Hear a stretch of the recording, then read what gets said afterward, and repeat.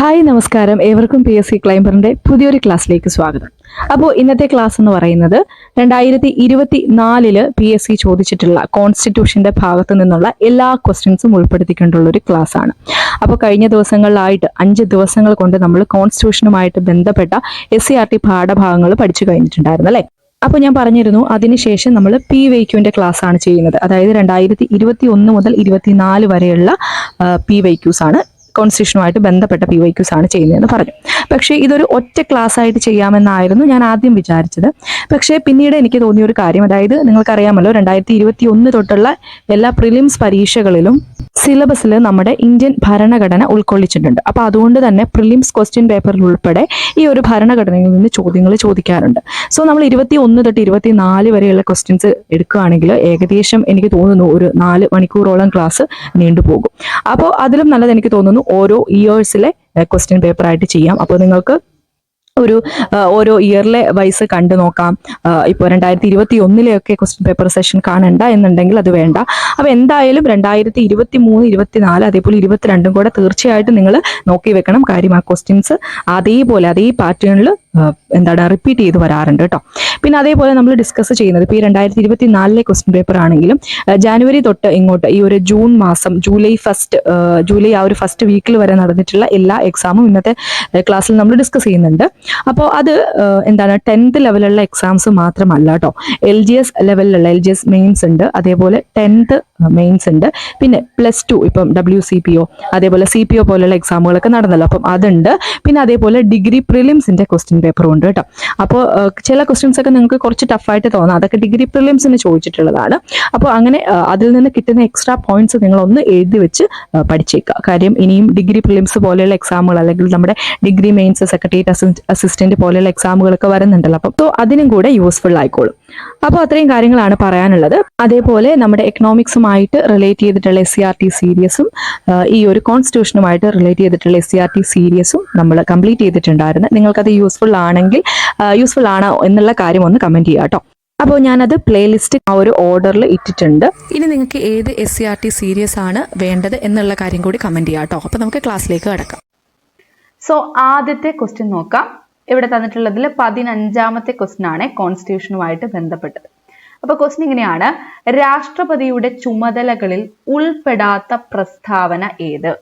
Correct answer വരുന്നത് option D ആണ്. രാജ്യസഭാ സമ്മേളനത്തിൽ അധ്യക്ഷത വഹിക്കല് രാഷ്ട്രപതിയുടെ ചുമതലയാണോ? അല്ല. അപ്പോ രാഷ്ട്രപതിയുടെ ചുമതലകൾ ഏതൊക്കെയാണ് എന്നുള്ളത് ഓർത്തു വെച്ചേക്കുക. അടിയന്തരാവസ്ഥ പ്രഖ്യാപിക്കല്, പിന്നെയോ സർവ സൈന്യാധിപനായിട്ട് വരുന്നത് രാഷ്ട്രപതിയാണ്. അതേപോലെ ദയാഹർജിയിൽ തീർപ്പ് കൽപ്പിക്കൽ, ഇതൊക്കെ നമ്മൾ ആ SCRT പാഠത്തിൽ കൃത്യമായിട്ട് പഠിച്ചതാണ്. അപ്പൊ ഇതെല്ലാം എന്താണ്? രാഷ്ട്രപതിയുടെ ചുമതലയാണ്. രാജ്യസഭാ സമ്മേളനത്തിന്റെ അധ്യക്ഷത വഹിക്കുന്നത് രാഷ്ട്രപതിയാണോ? അല്ല, നമ്മൾ പറഞ്ഞു ഉപരാഷ്ട്രപതിയാണ് അല്ലെ. ലോക്സഭാ സമ്മേളനത്തിന്റെ അധ്യക്ഷത വഹിക്കുന്നത് ആരാണ്? അത് സ്പീക്കറാണ്. ഓക്കെ, ഇതൊക്കെ നമ്മൾ കഴിഞ്ഞ SCRT പാഠഭാഗങ്ങളിൽ ഡിസ്കസ് ചെയ്ത കാര്യങ്ങളാണ്. അടുത്തത് 19ാമത്തെ ക്വസ്റ്റ്യൻ ആണ്. ധനബില്ലിനെ സംബന്ധിച്ചുള്ള ഇന്ത്യൻ ഭരണഘടന അനുച്ഛേദം ഏത് എന്നാണ് ചോദിച്ചിട്ടുള്ളത്. കറക്റ്റ് ആൻസർ വരുന്നത് ഓപ്ഷൻ A ആണ്, 109 ആണ്. ഇനി 20ാമത്തെ ക്വസ്റ്റ്യൻ: താഴെ കൊടുത്തതിൽ കൺകറന്റ് ലിസ്റ്റിൽ ഉൾപ്പെടുന്നത്? ആൻസർ വരുന്നത് ഓപ്ഷൻ B ആണ്, 2ഉം 3ഉം. അതായത് മായം ചേർക്കൽ അതേപോലെ തൊഴിൽ, ഇത് രണ്ടും എവിടെയാണ് ഉൾപ്പെടുന്നത്? കൺകറന്റ് ലിസ്റ്റിലാണ് എന്നുള്ള കാര്യം ഓർത്തു വെച്ചേക്കുക. ഇത് രണ്ടും കൺകറന്റ് ലിസ്റ്റിൽ. ഏതൊക്കെയാണ്? മായം ചേർക്കലും അതേപോലെ തൊഴിലും.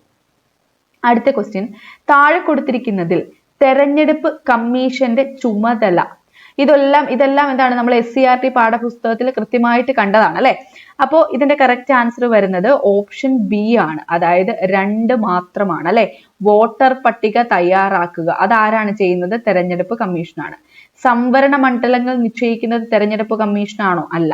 പഞ്ചായത്ത് തെരഞ്ഞെടുപ്പിന് മേൽനോട്ടം വഹിക്കുന്നത് തെരഞ്ഞെടുപ്പ് കമ്മീഷനാണോ? അല്ല. അപ്പോൾ വോട്ടർ പട്ടിക തയ്യാറാക്കുക എന്നുള്ളതാണ് തെരഞ്ഞെടുപ്പ് കമ്മീഷന്റെ ചുമതല. ഭരണഘടനാ നിർമ്മാണ സഭയുടെ ആദ്യ സമ്മേളനം നടന്നത് അപ്പോൾ ഇതിൽ PSC കൊടുത്തിരിക്കുന്ന ആൻസർ ഓപ്ഷൻ എ ആണ്. 1949 ഡിസംബർ 9 ഡൽഹിയിൽ വെച്ച്. പക്ഷേ ഇതെന്താണ്, തെറ്റാണ് കേട്ടോ. നമുക്കറിയാലോ, നമ്മുടെ SCERT പാഠപുസ്തകത്തിലൊക്കെ എടുത്ത് പറയുന്നുണ്ട് ഭരണഘടനാ നിർമ്മാണ സഭയുടെ ആദ്യ സമ്മേളനം നടന്നത് 1946 ഡിസംബർ 9 ഡൽഹിയിൽ വെച്ച് തന്നെയാണ് കേട്ടോ. അപ്പൊ ആ ഇയർ തന്നിരിക്കുന്നതിൽ തെറ്റുണ്ട്.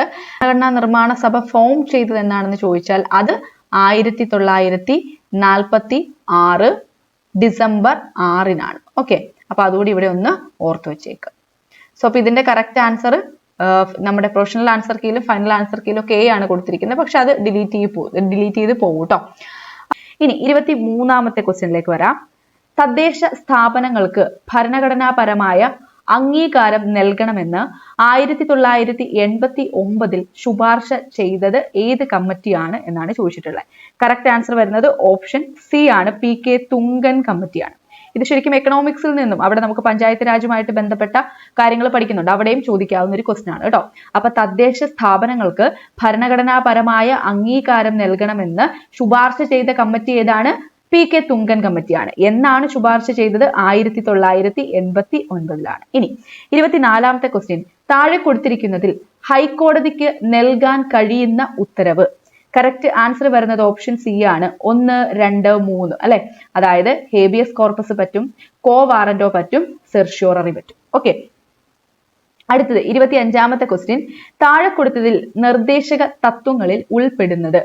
രാജ്യത്തിന്റെ പ്രതിരോധം, അന്തർദേശീയ സമാധാനവും സുരക്ഷിതത്വവും, ചൂഷണത്തിനെതിരെയുള്ള അവകാശം, പരിസ്ഥിതി സംരക്ഷണം. ഏതാണ് കറക്റ്റ് ആൻസർ വരുന്നത്? ഓപ്ഷൻ ഡി ആണ്, 2ഉം 4ഉം ആണ്. അതായത് അന്തർദേശീയ സമാധാനവും സുരക്ഷിതത്വവും, പിന്നെന്താണ്? പരിസ്ഥിതി സംരക്ഷണം. ചൂഷണത്തിനെതിരെയുള്ള അവകാശവും രാജ്യത്തിന്റെ പ്രതിരോധവും എന്താണ്? നിർദ്ദേശക തത്വങ്ങളിൽ വരുന്നതല്ല. ഇതൊക്കെ SCERT കൃത്യമായിട്ട് കൊടുത്തിട്ടുണ്ട് കേട്ടോ.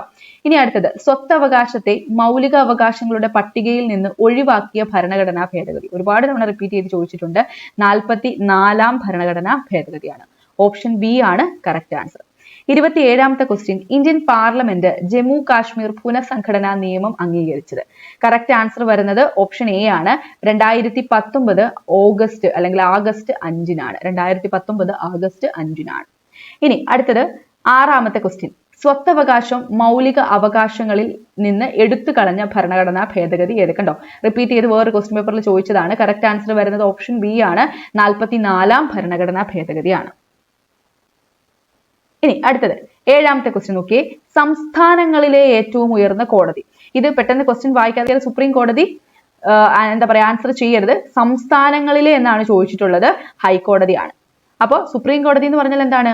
പരമോന്നതമായിട്ടുള്ള അല്ലെങ്കിൽ ഏറ്റവും ഉയർന്ന കോടതിയാണ് ഏത്? സുപ്രീം കോടതി.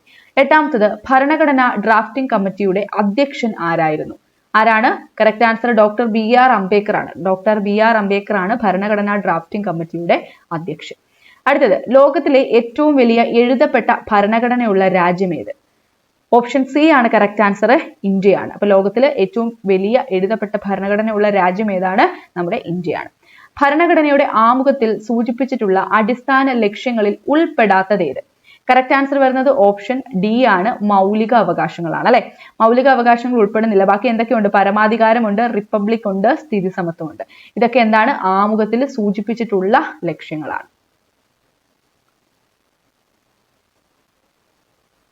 ഇനി അടുത്തത് 21ാമത്തെ ക്വസ്റ്റ്യൻ.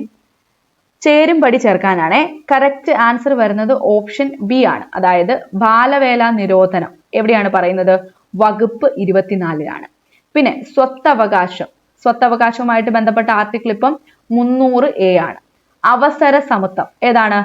വകുപ്പ് 16 വിദ്യാഭ്യാസം മൗലികാവകാശം ഏതാണ്? 21A ആണ് അല്ലെ. ഓർത്ത് വെച്ചേക്കുക. ബാലവേല നിരോധനം ഏത് വകുപ്പാണ്? വകുപ്പ് 24. സ്വത്തവകാശം 300A ആണ്. അവസര സമത്വം വകുപ്പ് 16. വിദ്യാഭ്യാസം മൗലിക അവകാശം 21A ആണ്. ഇനി അടുത്തത് 22ാമത്തെ ക്വസ്റ്റ്യൻ ആണ്. താഴെ തന്നിരിക്കുന്നവയിൽ തെറ്റായ ജോഡി ഏത്? കറക്റ്റ് ആൻസർ വരുന്നത് ഓപ്ഷൻ ബി ആണ്. അതായത് മൗലിക കടമകള് വകുപ്പ് 51 എന്നാണ് തന്നിരിക്കുന്നത്. അത് എത്രയാണ്? വകുപ്പ് 51A ആണ് അല്ലെ. ഏകീകൃത നിയമ സംവിധാനം വകുപ്പ് 44 അപ്പൊ ശരിയായിട്ടുള്ളത് പഠിച്ചു വെച്ചോണേ. ഏകീകൃത നിയമ സംവിധാനം വകുപ്പ് 44. ഹൈക്കോടതിയുടെ റിട്ട് അധികാരത്തെ പറ്റി പറയുന്നത് വകുപ്പ് 226 ആണ്. രാഷ്ട്രപതിയുടെ ഇംപീച്ച്മെന്റുമായിട്ട് ബന്ധപ്പെട്ടത് വകുപ്പ് 61 ഓക്കെ. അപ്പൊ ഏകീകൃത നിയമ സംവിധാനം വകുപ്പ് 44, ഹൈക്കോടതിയുടെ റിട്ട് അധികാരം വകുപ്പ് 226, രാഷ്ട്രപതിയുടെ ഇംപീച്ച്മെന്റ് വകുപ്പ് 61. ഇനി അടുത്തത് 23ാമത്തെ ക്വസ്റ്റ്യനിലേക്ക് വരാം. ഇന്ത്യൻ സുപ്രീം കോടതിയുടെ തനത് അധികാരത്തിൽ പെടാത്തത് ഏത് അല്ലെങ്കിൽ ഏതൊക്കെ എന്നാണ് ചോദിച്ചിട്ടുള്ളത്. അപ്പൊ ഇതിന്റെ കറക്റ്റ് ആൻസർ വരുന്നത് ഓപ്ഷൻ ഡി ആണ്. പക്ഷെ നമ്മുടെ പ്രൊഫഷണൽ ആൻസർ കീയിൽ കൊടുത്തിട്ടുള്ളത് ഓപ്ഷൻ എ ആണ് കേട്ടോ. അപ്പൊ ഓപ്ഷൻ എ എന്നുള്ളത് തെറ്റാണ്. കറക്റ്റ് ആൻസർ വരുന്നത് ഏതാണ്?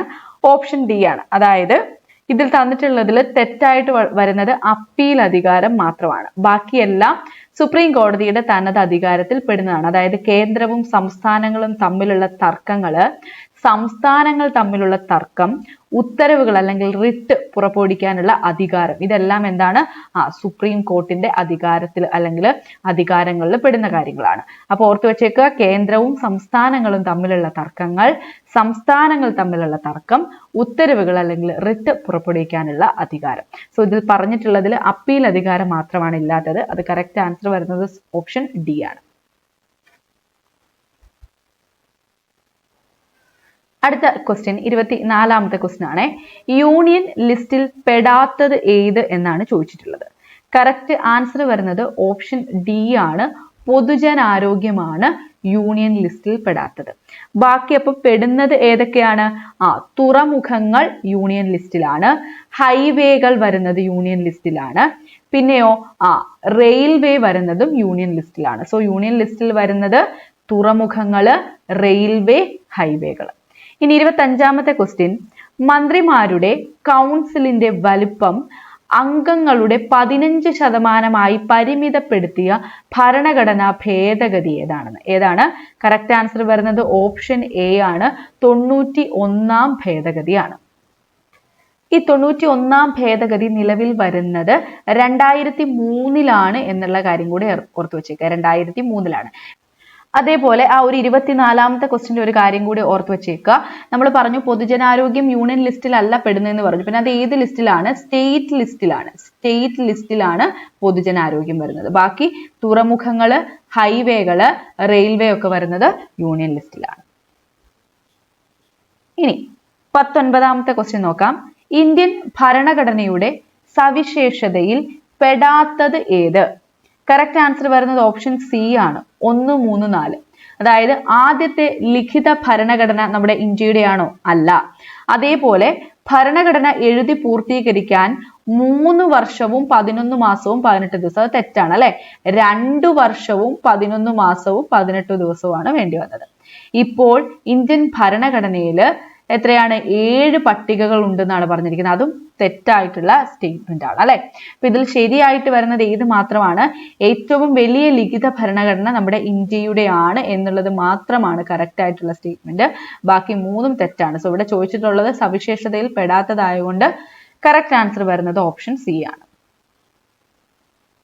20ാമത്തെ ക്വസ്റ്റ്യൻ, ഇന്ത്യയിലെ ജനങ്ങളായ നാം ഇന്ത്യയെ ഒരു പരമാധികാര സ്ഥിതിസമത്വ മതനിരപേക്ഷ ജനാധിപത്യ റിപ്പബ്ലിക്കായി സംവിധാനം ചെയ്യുവാനും ഇങ്ങനെ ആരംഭിക്കുന്ന ഭരണഘടനയുടെ ഏത് സവിശേഷതയാണ്? ഇങ്ങനെ ആരംഭിക്കുന്നത് ഏതാണ്? നമ്മൾ SCERT പാഠപുസ്തകത്തിലൊക്കെ കണ്ടല്ലേ, ആമുഖത്തിൽ പറഞ്ഞിട്ടുള്ള കാര്യങ്ങൾ. സോ കറക്റ്റ് ആൻസർ വരുന്നത് ഏതാണ്? ഓപ്ഷൻ ഡി ആണ്, ആമുഖമാണ്. ഇന്ത്യയിലെ ജനങ്ങളായ നാം, അത് കാണുമ്പോൾ തന്നെ അറിയാം ആമുഖത്തിന്റെ ആണെന്നുള്ളത് അല്ലെ. അടുത്ത 30ാമത്തെ ക്വസ്റ്റ്യൻ, ഇന്ത്യൻ നിയമനിർമ്മാണ പ്രക്രിയയുടെ വിവിധ ഘട്ടങ്ങൾ ശരിയായി ക്രമപ്പെടുത്തുക. അപ്പൊ കറക്റ്റ് ആൻസർ വരുന്നത് ഓപ്ഷൻ എ ആണ്. അതായത് ആദ്യം നടക്കുന്നത് എന്താണ്? 1ാം വായനയാണ്. പിന്നെ ആ 1ാം വായനയിൽ ജസ്റ്റ് ബില്ല് അവതരിപ്പിക്കുക മാത്രമേ ഉള്ളൂ എന്നുള്ള കാര്യമൊക്കെ നമ്മൾ SCERT പഠിച്ചതാണ്. ദെൻ അടുത്തത് നടക്കുന്നത് എന്താണ്? 2ാം വായനയാണ് അല്ലെ. അപ്പം എയും സിയും ആണ് വരുന്നത്, എയും സിയും. അപ്പൊ അത് വരുന്ന 2 ഓപ്ഷനേ ഉള്ളൂ. അപ്പൊ തന്നെ ബാക്കിയുള്ള ഓപ്ഷൻസ് നമുക്ക് കട്ട് ചെയ്ത് കളയാം. പിന്നെയോ അത് കഴിഞ്ഞിട്ട് എന്താ? മൂന്നാമത് ഈ ഒരു ക്രമം അനുസരിച്ച് 3ാമത് വരുന്നത് ഏതാണ്? കമ്മിറ്റി ഘട്ടമാണ് അല്ലെ. അതിനുശേഷമാണ് റിപ്പോർട്ടിംഗ് ഘട്ടം വരുന്നത്.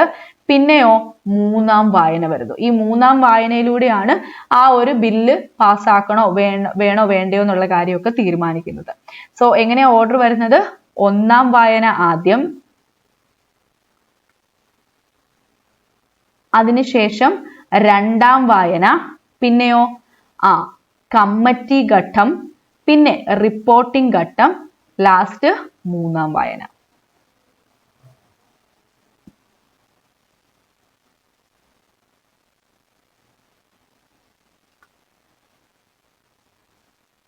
അടുത്ത ക്വസ്റ്റ്യൻ 31ാമത്തേതാണ്.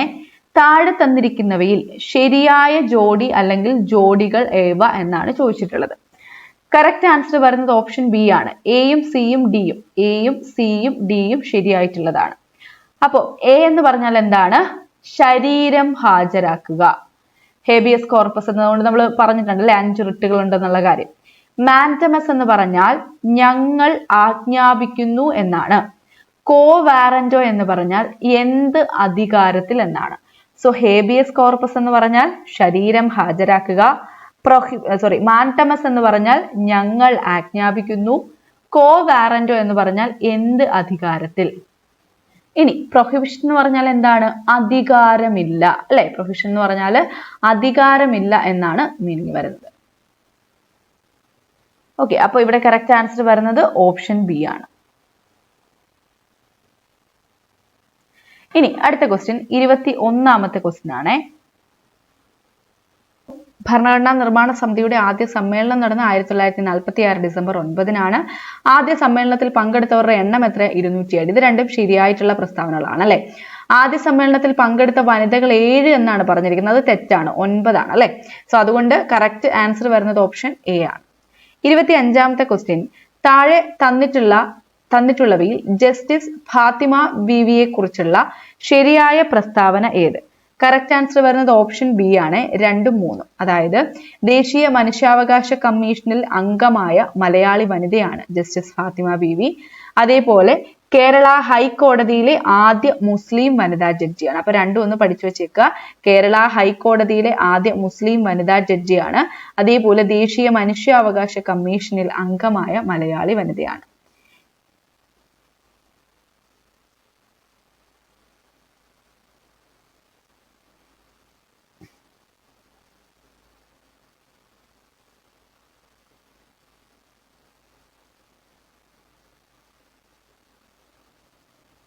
അടുത്ത ക്വസ്റ്റ്യനിലേക്ക് വരാം. അടിയന്തരാവസ്ഥ കാലത്ത് അനുച്ഛേദം 19 റദ്ദ് ചെയ്യുന്നത് സംബന്ധിച്ച ആർട്ടിക്കിൾ ഏതാണ്? ആർട്ടിക്കിൾ? ആർട്ടിക്കിൾ 358 ആണ്. ആർട്ടിക്കിൾ 358 ആണ് അടിയന്തരാവസ്ഥ കാലത്ത് അനുച്ഛേദം 19 റദ്ദ് ചെയ്യുന്നത് സംബന്ധിച്ചുള്ള ആർട്ടിക്കിൾ. 27ാമത്തെ ക്വസ്റ്റ്യൻ. നിലവിലെ U P S C chairman ആരാണ്? മനോജ് സോണിയാണ്. ഓപ്ഷൻ ബി ആണ് കറക്റ്റ് ആൻസർ വരുന്നത്.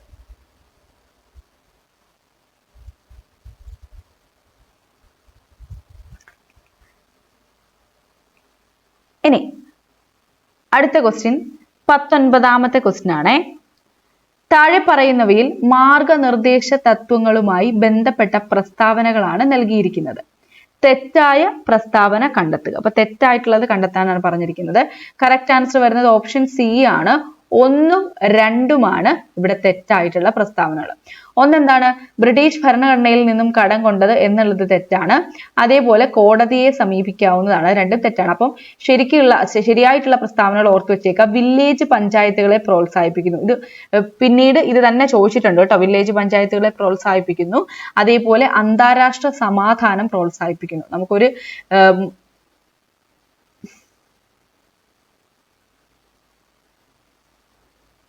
നോക്കാം.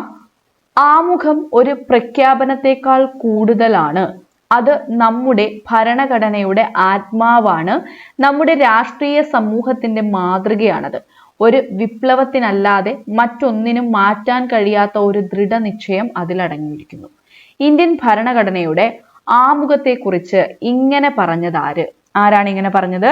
കറക്റ്റ് ആൻസർ വരുന്നത് ഓപ്ഷൻ സി ആണ് കേട്ടോ. അതായത് ജസ്റ്റിസ് ഹിദായത്തുള്ളയാണ് ആമുഖത്തെ പറ്റി ഇപ്രകാരം പറഞ്ഞത്. എന്താ അദ്ദേഹം പറഞ്ഞത്? ആമുഖം ഒരു പ്രഖ്യാപനത്തെക്കാൾ കൂടുതലാണ്. അത് നമ്മുടെ ഭരണഘടനയുടെ ആത്മാവാണ്. നമ്മുടെ രാഷ്ട്രീയ സമൂഹത്തിന്റെ മാതൃകയാണത്. ഒരു വിപ്ലവത്തിനല്ലാതെ മറ്റൊന്നിനും മാറ്റാൻ കഴിയാത്ത ഒരു ദൃഢനിശ്ചയം അതിൽ അടങ്ങിയിരിക്കുന്നു. 22ാമത്തെ ക്വസ്റ്റ്യൻ, മൗലിക അവകാശങ്ങളുമായി ബന്ധപ്പെട്ട ശരിയായ പ്രസ്താവനകൾ കണ്ടെത്തുക.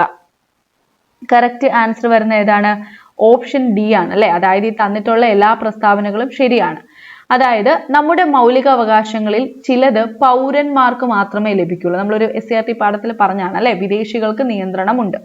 രണ്ടാമത്തത്, ചില മൗലിക അവകാശങ്ങൾ ഏത് വ്യക്തിക്കും ലഭിക്കും അല്ലെ, കുറ്റവാളിക്ക് പോലും കിട്ടുന്ന മൗലിക അവകാശങ്ങളുണ്ട്. പിന്നെ മൂന്നാമത്തത്, നിയമത്തിന് മുമ്പിൽ തുല്യതയ്ക്കുള്ള അവകാശം ഏതൊരു വ്യക്തിക്കും ലഭിക്കും. നാലാമത്തത്, പൊതു തൊഴിലിന്റെ കാര്യത്തിൽ അവസര സമത്വം ലഭിക്കുന്നത് ഇന്ത്യൻ പൗരന്മാർക്ക് മാത്രമാണ്. അതും ശരിയായിട്ടുള്ള പ്രസ്താവനകളാണ്. സോ ഈ തന്നിട്ടുള്ളതില് 4 പ്രസ്താവനകളും എന്താണ്? ശരിയായിട്ടുള്ളതാണ്. അപ്പൊ കറക്റ്റ് ആൻസർ വരുന്നത് ഓപ്ഷൻ ഡി ആണ്. ഇനി അടുത്തത്, ചേരുംപടി ചേർക്കുക. ഇന്ത്യ കടമെടുത്ത രാജ്യങ്ങൾ ഏവ? അപ്പൊ ഇവിടെ കറക്റ്റ് ആൻസർ വരുന്നത് ഓപ്ഷൻ എ ആണ്. അതായത് 1 വരുന്നത് നിർദ്ദേശക തത്വങ്ങൾ എവിടെ നിന്നാണ്? അയർലൻഡിൽ നിന്നാണ്. മൗലിക കർത്തവ്യങ്ങൾ എവിടെ നിന്നാണ്? റഷ്യയിൽ നിന്നാണ്. അവശിഷ്ടാധികാരങ്ങൾ എവിടെ നിന്നാണ്? കാനഡയിൽ നിന്നാണ്. ഭരണഘടനാ ഭേദഗതി ദക്ഷിണാഫ്രിക്കയിൽ നിന്നാണ്. അപ്പൊ പഠിച്ചു വെച്ചോണേ, നിർദ്ദേശക തത്വങ്ങൾ എവിടെ നിന്നാണ്? അയർലൻഡിൽ നിന്നാണ് കടമെടുത്തിരിക്കുന്നത് ഇന്ത്യ. പിന്നെ മൗലിക കർത്തവ്യങ്ങളാണെങ്കിലോ റഷ്യയിൽ നിന്നാണ്. അവശിഷ്ടാധികാരങ്ങൾ കാനഡയിൽ നിന്നാണ്. ഭരണഘടനാ ഭേദഗതി ദക്ഷിണാഫ്രിക്കയിൽ നിന്നാണ്. 24ാമത്തെ ക്വസ്റ്റ്യൻ, ഡാഷ് സ്ഥാനത്തേക്കുള്ള തെരഞ്ഞെടുപ്പിന് താഴെ പറയുന്ന യോഗ്യതകൾ ആവശ്യമാണ്. യോഗ്യതകൾ നോക്കിക്കേ. ഒരു ഇന്ത്യൻ പൗരനായിരിക്കണം. 35 വയസ്സ് പൂർത്തിയായിരിക്കണം. പിന്നെ ലാഭകരമായ ഒരു പദവിയും വഹിക്കരുത്. രാജ്യസഭാംഗമായി തെരഞ്ഞെടുക്കുവാൻ യോഗ്യത ഉണ്ടായിരിക്കണം. ആരാണ് കറക്റ്റ് ആൻസർ വരുന്നത്? ഓപ്ഷൻ ഡി ആണ് അല്ലെ. ആ പ്രായത്തിൽ നിന്ന് തന്നെ നമുക്ക് മനസ്സിലാവും. അതായത് 35 വയസ്സ് പ്രായപരിധി ഉള്ളത്, അല്ലെങ്കിൽ ആ മിനിമം ഏജ് 35 വേണം എന്നുള്ളത് രാഷ്ട്രപതിക്കും ഉപരാഷ്ട്രപതിക്കും മാത്രമാണ് അല്ലെ. അപ്പോൾ അതുകൊണ്ട് തന്നെ അതിലേതെങ്കിലും ഒന്നാണെന്നുള്ളത് നമുക്ക് കിട്ടും. പിന്നെ ബാക്കിയുള്ളത് വായിക്കുമ്പോൾ രാഷ്ട്രപതി അല്ലെന്നറിയാം. സോ ആരാണ്? 35 വയസ്സ്. പിന്നെ വരുന്നത് ആർക്കാണ്? ഉപരാഷ്ട്രപതിയാണ്. അപ്പൊ കറക്റ്റ് ആൻസർ വരുന്നത് ഓപ്ഷൻ ഡി ആണ്. 19ാമത്തെ ക്വസ്റ്റ്യൻ, ഇന്ത്യൻ ഭരണഘടനാ നിർമ്മാണവുമായി ബന്ധപ്പെട്ട് താഴെ തന്നിരിക്കുന്ന പ്രസ്താവനകളിൽ തെറ്റാണ് കേട്ടോ ചോദിച്ചിട്ടുള്ളത്. കറക്റ്റ് ആൻസർ വരുന്നത് ഓപ്ഷൻ ബി ആണ്. അതായത് 4ാമത്തത് മാത്രം തെറ്റാണ്. ലക്ഷ്യപ്രമേയത്തെ ജവഹർലാൽ നെഹ്റു എതിർത്തു. ശരിയാണോ? അല്ല. ജവഹർലാൽ നെഹ്റു ആണ് ഇത് അവതരിപ്പിച്ചത് തന്നെ അല്ലെ. സോ അതാണ് തെറ്റായിട്ടുള്ള സ്റ്റേറ്റ്മെന്റ്. അപ്പൊ ബാക്കി 3ഉം പഠിച്ചു വെച്ചോ. ഭരണഘടന ഹിന്ദിയിലും ഇംഗ്ലീഷിലും എഴുതണമെന്ന നിർദ്ദേശം അംഗീകരിച്ചത് 1947 ജനുവരിയിൽ നടന്ന സമ്പൂർണ്ണ സമ്മേളനത്തിലാണ്. അപ്പൊ ഭരണഘടന ഹിന്ദിയിലും ഇംഗ്ലീഷിലും എഴുതണമെന്ന നിർദ്ദേശം അംഗീകരിച്ചത് 1947 ജനുവരിയിൽ നടന്ന സമ്മേളനത്തിലാണ്. പിന്നെ ഇങ്ങനെ ഒരു നിർദ്ദേശം മുന്നോട്ട് വെച്ച വ്യക്തി ഡോക്ടർ രാജേന്ദ്ര പ്രസാദ് ആണ്. ആരാണ്? ഡോക്ടർ രാജേന്ദ്ര പ്രസാദ് ആണ്. ലക്ഷ്യപ്രമേയം അംഗീകരിച്ചതും ഈ സമ്പൂർണ്ണ സമ്മേളനത്തിലൂടെയാണ്. അപ്പൊ ലക്ഷ്യപ്രമേയം അംഗീകരിച്ചതും എന്താണ്? ഈ ഒരു സമ്മേളനത്തിലൂടെയാണ്. അപ്പൊ അത് ശരിയായിട്ടുള്ള സ്റ്റേറ്റ്മെന്റ്സ് ആണ്. 20ാമത്തെ ക്വസ്റ്റ്യൻ, താഴെ തന്നിരിക്കുന്നവയിൽ പൗരത്വവുമായി ബന്ധപ്പെട്ട ശരിയായ പ്രസ്താവനകൾ ഏവ? കറക്റ്റ് ആൻസർ വരുന്നത് ഓപ്ഷൻ ബി ആണ്. ഈ തന്നിട്ടുള്ള 4 പ്രസ്താവനകളും ശരിയാണ്. അപ്പൊ നമുക്കത് പഠിച്ചു വെക്കാം. OCI എന്നതിന്റെ പൂർണ്ണ രൂപം overseas citizen of India. Correct ആണ് അല്ലെ. OCI എന്ന് പറഞ്ഞാൽ ഓവർസീസ് സിറ്റിസൺ ഓഫ് ഇന്ത്യ. ഭരണഘടനയുടെ 2ാം ഭാഗത്ത് പൗരത്വത്തെ കുറിച്ച് പ്രതിപാദിക്കുന്നു. അതും എന്താണ്? കറക്റ്റ് ആയിട്ടുള്ള സ്റ്റേറ്റ്മെന്റ്. 2ാം ഭാഗത്താ പറയുന്നത് അല്ലെ. പിന്നെ ഭരണഘടനയുടെ 6 മുതൽ 11 വരെയുള്ള വകുപ്പുകൾ പൗരത്വത്തെ കുറിച്ച് പ്രതിപാദിക്കുന്നു. 6 മുതൽ 11 വരെ. അതും കറക്റ്റ് ആയിട്ടുള്ള സ്റ്റേറ്റ്മെന്റ്. ഇന്ത്യക്കാർക്ക് നേപ്പാൾ സന്ദർശിക്കാൻ വിസ ആവശ്യമില്ല. അതും എന്താണ്? കറക്റ്റ് ആയിട്ടുള്ള സ്റ്റേറ്റ്മെന്റ്. സോ ഈ തന്നിട്ടുള്ള 4 സ്റ്റേറ്റ്മെന്റും എന്താണ്? കറക്റ്റ് ആണ്. സോ കറക്റ്റ് ആൻസർ വരുന്നത് ഓപ്ഷൻ ബി ആണ്. 1, 2, 3, 4 ഈ പ്രസ്താവനകളെല്ലാം തന്നെ ശരിയാണ്.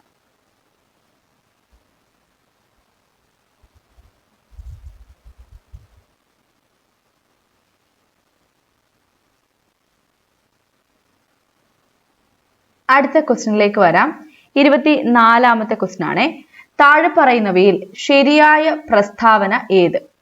കറക്റ്റ് ആൻസർ വരുന്നത് ഓപ്ഷൻ എ ആണ്. അതായത് എയും ബിയും ആണ് ശരി. നോക്കിക്കേ, ഭരണഘടനാ നിർമ്മാണ സമിതിയുടെ ആദ്യ സമ്മേളനം 1946 ഡിസംബർ 9 നടന്നു. ശരിയായിട്ടുള്ള പ്രസ്താവന. ഭരണഘടനാ നിർമ്മാണ സമിതി രൂപീകരിച്ച വർഷം നമ്മൾ പറഞ്ഞു 1946 ഡിസംബർ 6 ആണ് അല്ലെ. ഓർത്തു വെച്ചേക്കുക. മാർഗനിർദ്ദേശ തത്വങ്ങളുമായിട്ട് ബന്ധപ്പെട്ട പ്രസ്താവനകൾ എന്തൊക്കെയാണ്? വില്ലേജ് പഞ്ചായത്തുകളെ പ്രോത്സാഹിപ്പിക്കുന്നു, അന്താരാഷ്ട്ര സമാധാനം പ്രോത്സാഹിപ്പിക്കുന്നു. മാർഗനിർദ്ദേശ തത്വങ്ങളാണ്, ഓർത്തേക്കുക.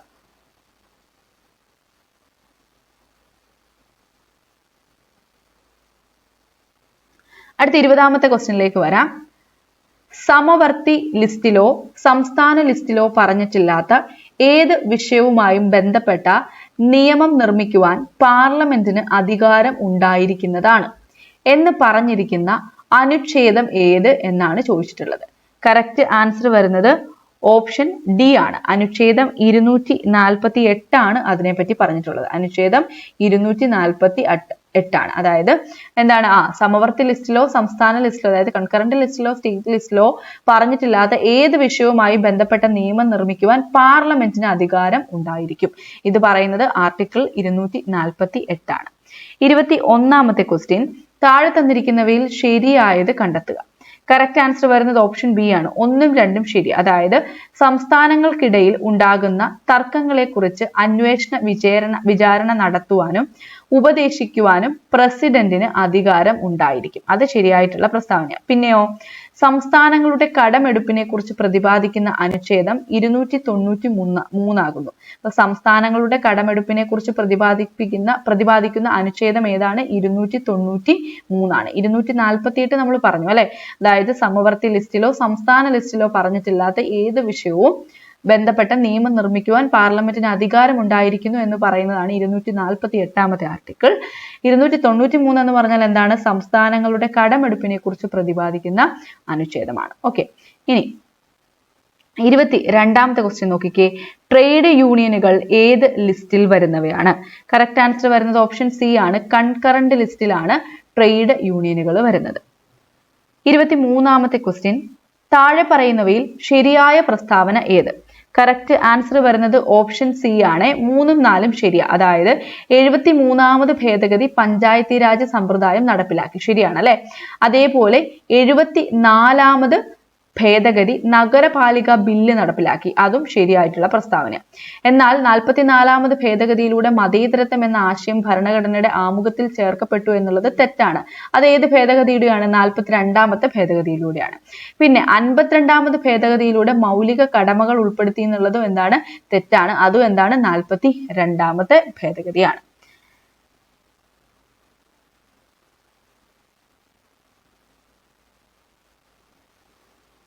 ഇനി അടുത്ത ക്വസ്റ്റ്യൻ നോക്കാം. അടുത്ത ക്വസ്റ്റ്യൻ പേപ്പറിലെയാണ്. ക്വസ്റ്റ്യൻ നമ്പർ 20 ആണ്. താഴെ പറയുന്നവയിൽ ഭരണഘടനാ നിർമ്മാണ സഭയുമായി യോജിക്കുന്ന പ്രസ്താവനകൾ കണ്ടെത്തുക. കറക്റ്റ് ആൻസർ വരുന്നത് ഓപ്ഷൻ ഡി ആണ്. 2ഉം 4ഉം മാത്രം. അതായത് 1946 ക്യാബിനറ്റ് മിഷൻ പ്ലാൻ നിർദ്ദേശിച്ച മാർഗനിർദ്ദേശങ്ങൾക്കനുസരിച്ചാണ് ഭരണഘടനാ നിർമ്മാണ സഭ രൂപീകരിച്ചത്. ഇതിപ്പോ ഒരുപാട് തവണ PSC റിപ്പീറ്റ് ആയിട്ട് ഇതിനെപ്പറ്റി ചോദിക്കുന്ന ഒരു പോയിന്റ് ആണ് കേട്ടോ. 4ാമത്തെ സ്റ്റേറ്റ്മെന്റ് നോക്കാം. ഭരണഘടനയുടെ അന്തിമ കരട് രേഖ 1949 നവംബർ 26 അംഗീകരിച്ചു. അപ്പൊ എന്നാണ് ആ ഡേറ്റ് ഒന്ന് ഓർത്ത് വെച്ചേക്കുക. 1949 നവംബർ 26 ഭരണഘടനയുടെ അന്തിമ കരട് രേഖ അംഗീകരിച്ചത്. ബാക്കി തെറ്റായിട്ടുള്ള പ്രസ്താവനകളാണ്. അപ്പൊ അത് എന്തായാലും നോക്കണ്ട. 21ാമത്തെ ക്വസ്റ്റ്യൻ, ഇന്ത്യൻ ഭരണഘടനയുടെ ആമുഖവുമായി ബന്ധപ്പെട്ട യോജിക്കുന്ന പ്രസ്താവനകൾ കണ്ടെത്തുക. കറക്റ്റ് ആൻസർ വരുന്നത് ഓപ്ഷൻ സി ആണ്. 1, 2, 3. അതായത് ഞങ്ങൾ ഇന്ത്യയിലെ ജനങ്ങൾ എന്ന വാക്കുകളോടെയാണ് ആമുഖം ആരംഭിക്കുന്നത്. നമ്മൾ SCERT പാഠപുസ്തകത്തിലൊക്കെ എടുത്തു പറഞ്ഞിട്ടുള്ള. ദെൻ ഭരണഘടനാ നിർമ്മാണ സഭ അംഗീകരിച്ച ജവഹർലാൽ നെഹ്റുവിന്റെ ലക്ഷ്യപ്രമേയമാണ് ഇന്ത്യൻ ഭരണഘടനയുടെ ആമുഖത്തിന് പിന്നിലെ ആദർശങ്ങൾ. അതും എന്താണ്? ശരിയായിട്ടുള്ള പ്രസ്താവനയാണ്. ഇനി അടുത്തത് 1976 42ാം ഭരണഘടനാ ഭേദഗതി നിയമത്തിലൂടെ ഇന്ത്യൻ ഭരണഘടനയുടെ ആമുഖത്തിൽ സെക്യുലർ എന്ന പദം ചേർത്തു. അതും ശരിയാണ്. അപ്പൊ ആ ഇയേഴ്സ് ഒന്ന് ഓർത്തേക്കുക. 1976 1976 ഏത് ഭേദഗതിയാണ്? 42ാം ഭേദഗതിയാണ്. ഏതാണ്? സെക്യുലർ എന്ന വാക്ക് കൂട്ടിച്ചേർത്തു. അപ്പൊ ആ 3 പ്രസ്താവനകളും എന്താണ്? ശരിയായിട്ടുള്ള പ്രസ്താവനകളാണ്. തെറ്റായിട്ടുള്ള പ്രസ്താവന ഏതാണ്? ആമുഖം എന്ന ആശയം കടമെടുത്തത് ഫ്രഞ്ച് ഭരണഘടനയിൽ നിന്നാണ്. അത് ശരിയാണോ? അല്ല, തെറ്റാണ്. എവിടെ നിന്നാണ് ആമുഖം എന്ന ആശയം കടമെടുത്തത്? USA അല്ലെങ്കിൽ അമേരിക്കയിൽ നിന്നാണ് അല്ലെ. അപ്പൊ അതൊന്ന് ഓർത്തു വെച്ചേക്കുക.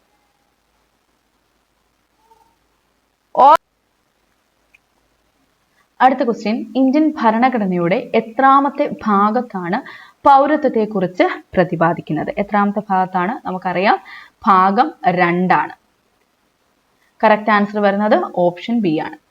അടുത്ത 23ാമത്തെ ക്വസ്റ്റ്യൻ, ഇന്ത്യൻ ഭരണഘടനയുടെ ഹൃദയവും ആത്മാവും എന്ന് ഡോക്ടർ BR അംബേദ്കർ വിശേഷിപ്പിച്ചത് ഏത് ആർട്ടിക്കിൾ ആണ്? റിപ്പീറ്റഡ് ക്വസ്റ്റ്യൻ ആണ്. ഓപ്ഷൻ സി ആണ് കറക്റ്റ് ആൻസർ. ആർട്ടിക്കിൾ 32 ആണ്. ഇനി നമുക്കിവിടെ വേണ്ടി വരുന്നത് 25ാമത്തെ ക്വസ്റ്റ്യൻ ആണ്. താഴെ പറയുന്നവയിൽ ഭരണഘടനാ സ്ഥാപനം അല്ലാത്തത് ഏത്?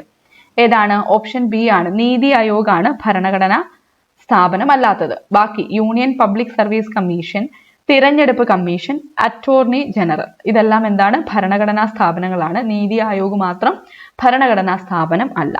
26ാമത്തെ ക്വസ്റ്റ്യൻ, ലോക്സഭയിലും സംസ്ഥാന നിയമസഭകളിലും 1/3 സീറ്റുകൾ സ്ത്രീകൾക്കായി സംവരണം ചെയ്യുന്നതിനായി പാർലമെന്റ് പാസാക്കിയ ഇന്ത്യൻ ഭരണഘടനയുടെ 106ാം ഭേദഗതി നിയമത്തിന് നൽകിയ പേര്? ഇത് കറണ്ട് അഫയേഴ്സ് എന്ന രീതിയിൽ ചോദിക്കുന്നതാണ് കേട്ടോ. കറക്റ്റ് ആൻസർ വരുന്നത് ഓപ്ഷൻ സി ആണ്. നാരി ശക്തി വന്ദൻ അധിനിയം. അടുത്ത ക്വസ്റ്റ്യൻ നോക്കാം. 19ാമത്തെ ക്വസ്റ്റ്യൻ ആണ് നോക്കേണ്ടത്. മൗലിക അവകാശങ്ങളെ സംബന്ധിച്ച് താഴെ പറയുന്നവയിൽ ഏതാണ് ശരിയല്ലാത്തത്? കറക്റ്റ് ആൻസർ വരുന്നത് ഓപ്ഷൻ ഡി ആണ്. ആർട്ടിക്കിൾ 51A വിദ്യാഭ്യാസത്തിനുള്ള അവകാശത്തെ കുറിച്ച് പ്രതിപാദിക്കുന്നു. അത് തെറ്റാണ് അല്ലെ. അപ്പൊ ബാക്കി ശരിയായിട്ടുള്ളത് പഠിച്ചു വെച്ചോ. മൗലിക അവകാശങ്ങൾ സ്വഭാവത്തിൽ ന്യായമാണ്. ഇന്ത്യൻ ഭരണഘടനയുടെ 3ാം ഭാഗത്തിൽ മൗലിക അവകാശങ്ങൾ രേഖപ്പെടുത്തിയിട്ടുണ്ട്. സ്വത്തവകാശം മൗലിക അവകാശമല്ല. മുമ്പായിരുന്നു, ഇപ്പോൾ 44ാം ഭേദഗതിയോടുകൂടി അത് എടുത്തു കളഞ്ഞു അല്ലെ. ഇനി 20ാമത്തെ ക്വസ്റ്റ്യൻ നോക്കിക്കേ. ചേരുംപടി ചേർക്കുക. കറക്റ്റ് ആൻസർ വരുന്നത് ഓപ്ഷൻ എ ആണ്. അതായത്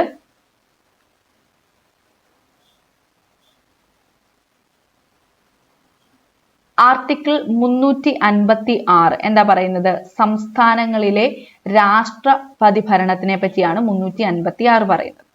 പിന്നെ ആർട്ടിക്കിൾ 325 പറയുന്നതോ സാർവത്രിക മുതിർന്നവരുടെ ഫ്രാഞ്ചൈസിയെ പറ്റിയാണ് 325 പറയുന്നത്.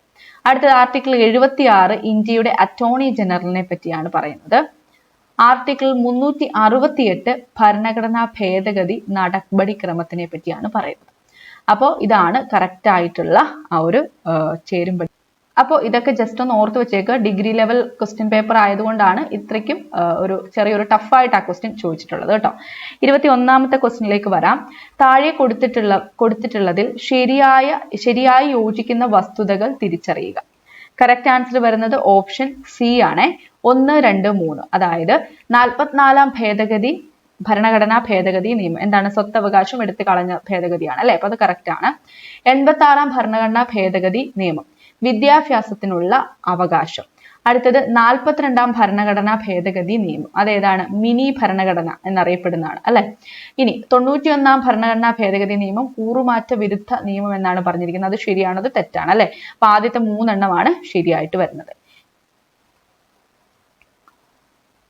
അടുത്തത് 22ാമത്തെ ക്വസ്റ്റ്യൻ. ഏത് ഭരണഘടനാ ഭേദഗതി നിയമത്തിലാണ് ദേശീയ തലസ്ഥാന പ്രദേശമായ ഡൽഹിയിലെ ലോക്സഭയിലും സംസ്ഥാന നിയമസഭകളിലും എല്ലാ സീറ്റുകളുടെയും 1/3 സ്ത്രീകൾക്കായി നീക്കിവെച്ചിരിക്കുന്നത്? കറണ്ട് അഫയേഴ്സ് റിലേറ്റ് ചെയ്ത ക്വസ്റ്റ്യൻ ആണ്. കറക്റ്റ് ആൻസർ വരുന്നത് ഓപ്ഷൻ എ ആണ്. 106ാം ഭേദഗതി നിയമം 2023. സോ 106ാം ഭേദഗതി നിയമം വന്നത് 2023 എന്നുള്ള കാര്യം ഓർത്തു വെച്ചേക്കുക. 22ാമത്തെ ക്വസ്റ്റ്യൻ. ഇന്ത്യയിൽ ആരാണ് നിയോജക മണ്ഡലങ്ങളിലെ സംവരണ മണ്ഡലങ്ങൾ തീരുമാനിക്കുന്നതെന്ന് കണ്ടെത്തുക? അപ്പോ ഈ ഒരു ക്വസ്റ്റ്യൻ അതായത് നമ്മൾ തിരഞ്ഞെടുപ്പ് കമ്മീഷന്റെ ചുമതലകളാണോ എന്നുള്ള രീതിയിലും കണ്ടിരുന്നു അല്ലെ. അപ്പോൾ ഇത് ശരിക്കും പറഞ്ഞാൽ PSCയുടെ ആൻസർ കീയിൽ ഓപ്ഷൻ എ ആണ് കൊടുത്തിരിക്കുന്നത്. പക്ഷെ അത് തെറ്റാണ്. കറക്റ്റ് ആൻസർ വരുന്നത് ഓപ്ഷൻ സി ആണ് കേട്ടോ. അതിർത്തി നിർണയ കമ്മീഷൻ ആണ് ഇന്ത്യയിൽ എന്താണ് നിയോജക മണ്ഡലങ്ങളിലുള്ള സംവരണ മണ്ഡലങ്ങൾ തീരുമാനിക്കുന്നത്. ഇനി 23ാമത്തെ ക്വസ്റ്റ്യനിലേക്ക് വരാം.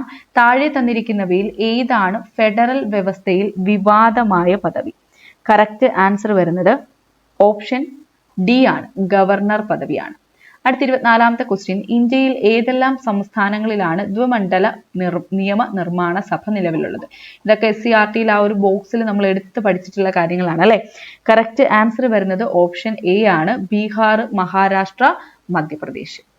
ഇനി 25ാമത്തെ ക്വസ്റ്റ്യനിലേക്ക് പോവാം.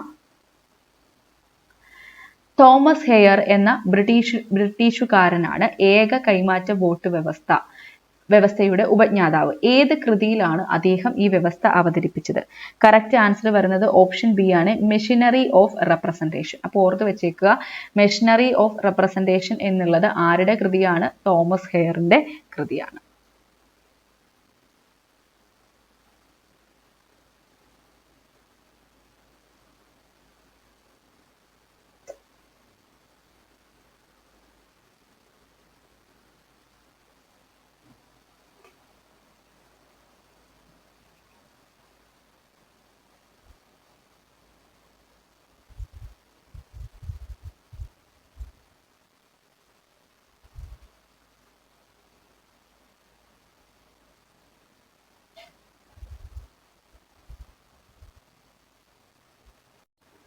അടുത്തത് ഈ ഒരു ക്വസ്റ്റ്യൻ പേപ്പറിൽ നിന്ന് നമുക്ക് നോക്കാനുള്ളത് 6ാമത്തെ ക്വസ്റ്റ്യൻ ആണ്.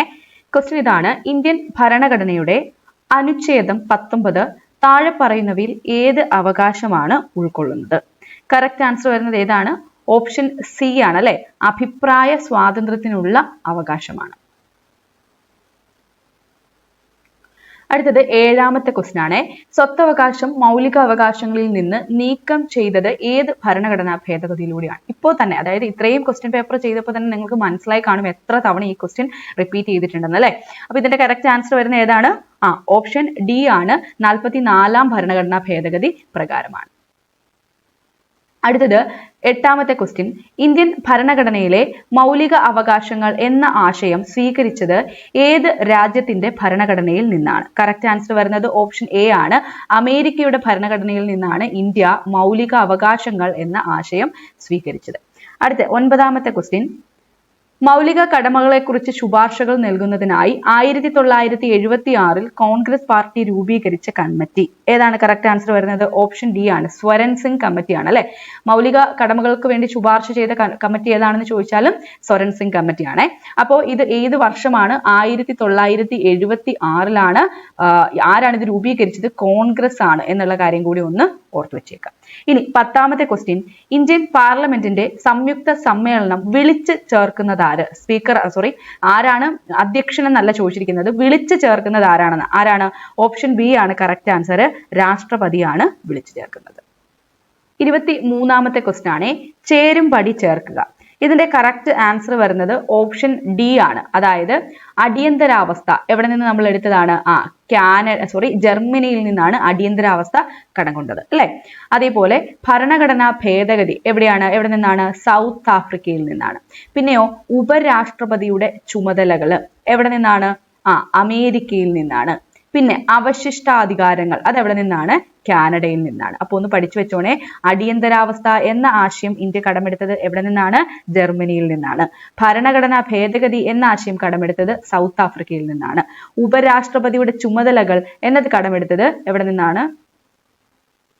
അമേരിക്കയിൽ നിന്നാണ്. അവശിഷ്ടാധികാരങ്ങൾ കടമെടുത്തത് കാനഡയിൽ നിന്നാണ്. സോ കറക്റ്റ് ആൻസർ വരുന്നത് ഓപ്ഷൻ ഡി ആണ്. അടുത്തത് 24ാമത്തെ ക്വസ്റ്റ്യൻ, കേന്ദ്ര സംസ്ഥാന ബന്ധങ്ങളെ കുറിച്ച് പ്രതിപാദിക്കുന്ന കമ്മീഷൻ ഏതെന്ന് കണ്ടെത്തുക. ഏതാണ്? കറക്റ്റ് ആൻസർ വരുന്നത് ഓപ്ഷൻ ബി ആണ്, സർക്കാരിയ കമ്മീഷൻ. അപ്പം കേന്ദ്ര സംസ്ഥാന, അപ്പൊ നമ്മൾ എന്താണ് സർക്കാർ എന്നല്ലേ പൊതുവെ വിളിക്കുന്നത്, ഇപ്പൊ സംസ്ഥാന സർക്കാർ അല്ലെ കേന്ദ്ര സർക്കാർ എന്നല്ലേ വിളിക്കുന്നത്. അപ്പോൾ ഇവർ തമ്മിലുള്ള ബന്ധങ്ങളെ പറ്റി പറയുന്ന കമ്മീഷൻ ഏതാണ്? സർക്കാരിയ കമ്മീഷൻ. അങ്ങനെ ഒന്ന് ഓർത്തു വെച്ചേക്കാം കേട്ടോ. അടുത്ത ക്വസ്റ്റ്യൻ, ഭരണഘടനാ അസംബ്ലിയുമായി ബന്ധപ്പെട്ട് താഴെ പറയുന്ന പ്രസ്താവനകൾ പരിഗണിക്കുക. മുകളിൽ നൽകിയിരിക്കുന്ന പ്രസ്താവനകളിൽ ഏതാണ് ശരി എന്നാണ് ചോദിച്ചിട്ടുള്ളത്. കറക്റ്റ് ആൻസർ വരുന്നത് ഓപ്ഷൻ ബി ആണ്, 2 മാത്രമാണ്. നിയമസഭയിലെ ആകെ അംഗങ്ങൾ 389 ആയിരുന്നു, അതാണ് ശരിയായിട്ടുള്ള പ്രസ്താവന. സോ ബാക്കി തന്നിട്ടുള്ള 1ഉം 3ഉം എന്താണ്? തെറ്റാണ്. മഹാത്മാഗാന്ധി ഭരണഘടനാ അസംബ്ലിയിലെ അംഗമായിരുന്നു? അല്ല. അതേപോലെ ഭരണഘടനാ അസംബ്ലി എന്ന ആശയം മുന്നോട്ട് വെച്ചത് ജവഹർലാൽ നെഹ്റു ആണോ? അതും അല്ല. ഇനി 27ാമത്തെ ക്വസ്റ്റ്യൻ, ആർട്ടിക്കിൾ 26 മതപരമായ കാര്യങ്ങൾ കൈകാര്യം ചെയ്യാനുള്ള സ്വാതന്ത്ര്യം നൽകുന്നു. അത് താഴെ പറയുന്നവയിൽ ഏതിന് വിധേയമാണ്?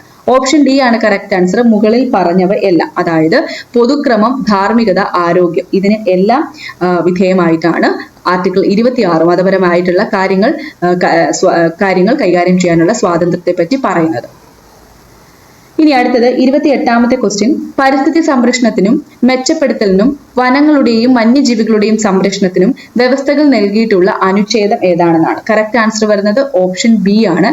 2, 3 ആണ്. അതായത് 48A-യും 51A-യും ആണ് വരുന്നത്. ഓപ്ഷൻ ബി ആണ് കറക്റ്റ് ആൻസർ. 29ാമത്തെ ക്വസ്റ്റ്യൻ PSC ഡിലീറ്റ് ചെയ്തിട്ടുണ്ട്.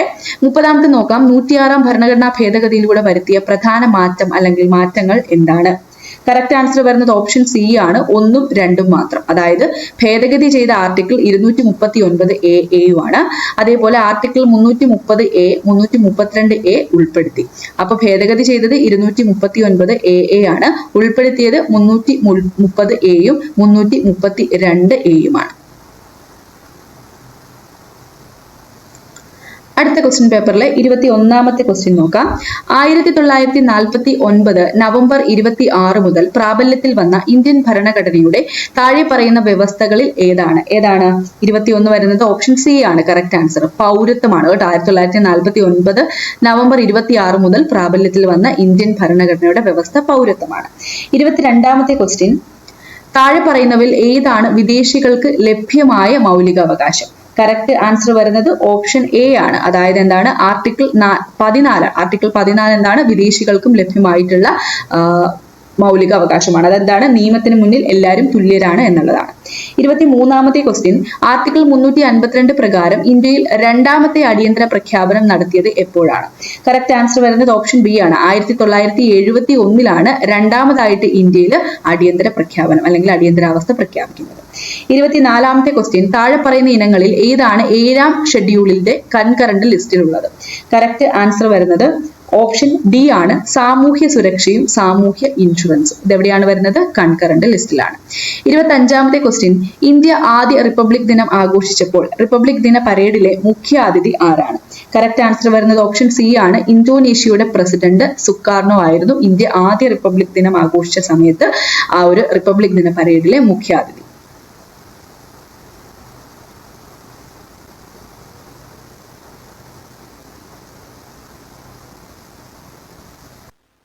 നെക്സ്റ്റ് ക്വസ്റ്റ്യൻ 19ാമത്തെയാണ്. താഴെ പറയുന്ന പ്രസ്താവനകൾ ശരിയോ തെറ്റോ എന്ന് പരിശോധിക്കുക. അപ്പോൾ ഇതിന്റെ കറക്റ്റ് ആൻസർ വരുന്നത് ഓപ്ഷൻ ബി ആണ്. അതായത് ബിയും സിയും ഈ രണ്ട് പ്രസ്താവനകളും ശരിയാണ്. അപ്പൊ നോക്കിക്കേ, സംസ്ഥാന ലിസ്റ്റിൽ ഉൾപ്പെട്ടിരിക്കുന്ന 5 വിഷയങ്ങൾ കൺകറന്റ് ലിസ്റ്റിൽ ഉൾപ്പെടുത്തിയത് 42ാം ഭേദഗതിയിലൂടെയാണ്. ശരിയല്ലേ? സംസ്ഥാന ലിസ്റ്റിൽ ഉൾപ്പെട്ടിട്ടുള്ള 5 വിഷയങ്ങളെ നമ്മൾ കൺകറന്റ് ലിസ്റ്റിലേക്ക് ആക്കിയത് 42ാമത്തെ ഭേദഗതിയോട് കൂടിയാണ്.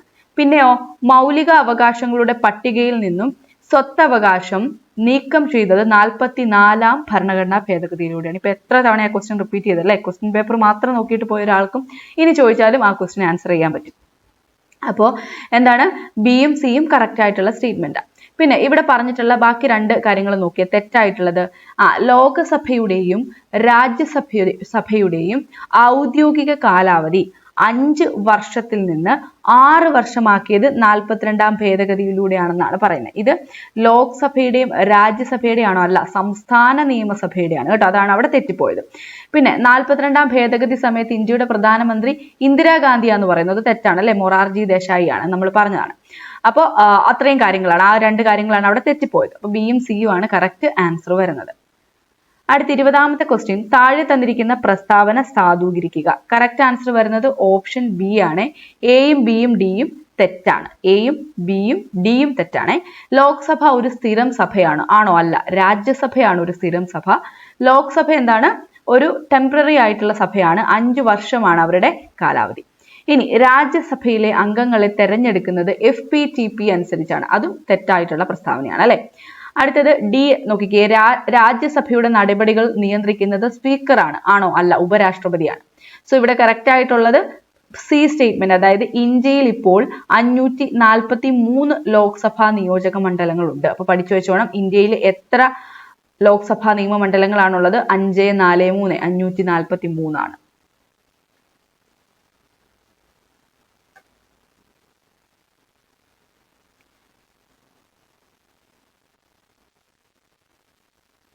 അടുത്ത ക്വസ്റ്റ്യൻ 22ാമത്തെ ക്വസ്റ്റ്യൻ ആണ്.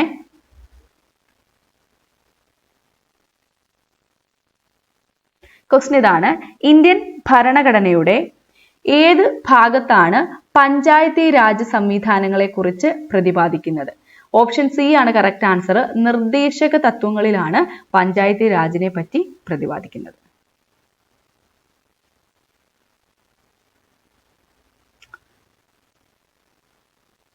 അടുത്ത ക്വസ്റ്റ്യൻ നോക്കാം. 21ാമത്തെ ക്വസ്റ്റ്യൻ ആണ്. അടുത്ത ക്വസ്റ്റ്യൻ പേപ്പറിലെയാണ്. താഴെ കൊടുത്തിരിക്കുന്നവയിൽ മൗലിക അവകാശമല്ലാത്തത് നമുക്ക് കാണുമ്പോൾ തന്നെ അറിയാം ഏതാണ്? ഓപ്ഷൻ ഡി ആണ്. സ്വത്തവകാശം എന്തല്ല? മൗലിക അവകാശമല്ല. ബാക്കി സമത്വത്തിനുള്ള അവകാശം, സ്വാതന്ത്ര്യത്തിനുള്ള അവകാശം, സാംസ്കാരിക വിദ്യാഭ്യാസ അവകാശങ്ങൾ, ഇതെല്ലാം എന്താണ്? മൗലിക അവകാശങ്ങളുടെ കാറ്റഗറിയിൽ വരുന്നതാണ്. 22ാമത്തെ ക്വസ്റ്റ്യൻ: 2002 86ാം ഭേദഗതിയിലൂടെ ഭരണഘടനയിൽ ഉൾപ്പെടുത്തിയ മൗലിക കർത്തവ്യം ഏത്? അപ്പൊ ഇതിന്റെ കറക്റ്റ് ആൻസർ വരുന്നത് ഓപ്ഷൻ സി ആണ്. 1 മാത്രമാണ്. അതായത് 6 മുതൽ 14 വയസ്സ് വരെയുള്ള കുട്ടികളെ വിദ്യാലയത്തിൽ അയക്കേണ്ടത് രക്ഷിതാക്കളുടെ കടമയാണ് എന്നുള്ളതാണ്. ഇതുമായിട്ട് ബന്ധപ്പെട്ട ആർട്ടിക്കിൾ ഏതാണ്? 21A ആണ്. അപ്പോൾ ഈ ഒരു ഭേദഗതിയും കൂടി ഒന്ന് പഠിച്ചു വെച്ചോണം. 86ാം ഭേദഗതിയാണ്. എന്നാണ്? 2002 ഓക്കെ. ഇനി 23ാമത്തെ ക്വസ്റ്റ്യൻ: ഭരണഘടനാ നിർമ്മാണ സഭയുടെ ഡ്രാഫ്റ്റിംഗ് കമ്മിറ്റി ചെയർമാൻ ആരായിരുന്നു? റിപ്പീറ്റഡ് ക്വസ്റ്റ്യൻ ആണ് അല്ലെ. കറക്റ്റ് ആൻസർ വരുന്നത് ഓപ്ഷൻ സി ആണ്. ഡോക്ടർ BR അംബേദ്കർ ആണ്. ഇനി അടുത്തത് 24ാമത്തെ ക്വസ്റ്റ്യൻ: ഇന്ത്യൻ ഭരണഘടന ഭേദഗതി ചെയ്യാനുള്ള അധികാരം ആരിൽ നിക്ഷിപ്തമാണ്? നമുക്കറിയാം ഓപ്ഷൻ എ ആണ്. പാർലമെന്റിൽ നിക്ഷിപ്തമാണ്. 25ാമത്തെ ക്വസ്റ്റ്യൻ: ഇന്ത്യൻ ഭരണഘടന എഴുതി തയ്യാറാക്കിയത് ആരാണ്? ഇന്ത്യൻ ഭരണഘടന എഴുതി തയ്യാറാക്കിയത് കറക്റ്റ് ആൻസർ വരുന്നത് ഓപ്ഷൻ ബി ആണ്. ഭരണഘടനാ നിർമ്മാണ സഭയാണ്.